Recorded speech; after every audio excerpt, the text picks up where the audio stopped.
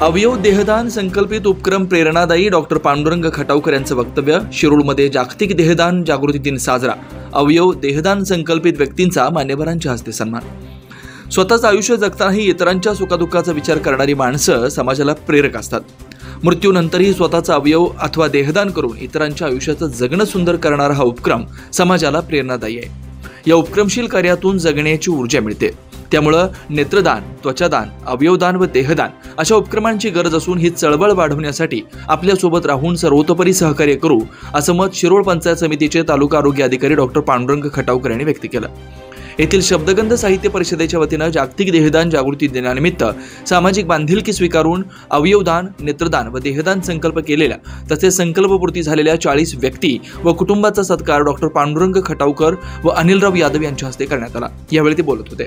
दत्त साखर कारखान्याचे संचालक अनिलराव यादव कार्यक्रमाच्या अध्यक्षस्थानी होते. स्वागत शब्दगंध साहित्य परिषदेचे अध्यक्ष सुनील इनामदार यांनी केलं. अनिलराव यादव म्हणाले, माणूस हा आयुष्यभर स्वतःबरोबरच कुटुंबासाठी मृगजळ व नाशवंत सुखाच्या मागे धावत असतो. पण समाजाला मृत्यूनंतरही आपल्या शरीराचा उपयोग व्हावा तसेच शारीरिकदृष्ट्या व्यंगत्व आलेल्या नेत्रहीन लोकांना संकल्प उपक्रमातून शरीराचा उपयोग व्हावा याकरता 40 व्यक्ती व संस्थांनी अवयवदान, त्वचादान, देहदान करून समाजहित जोपासले. या उपक्रमशील कार्याची नव्या पिढीला प्रेरणा मिळावी.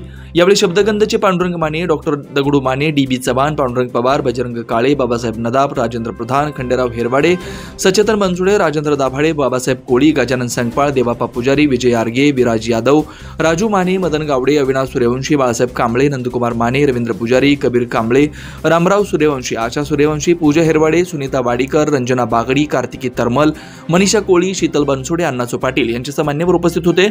आभार शब्दगंधचे सचिव शंतनू यादव यांनी मांडले.